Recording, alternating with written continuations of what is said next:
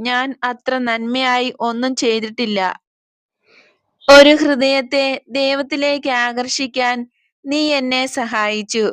പ്രകാശത്തിലേക്ക് നീ കൊണ്ടുവന്ന രണ്ടാമത്തെ ആത്മാവാണിത്.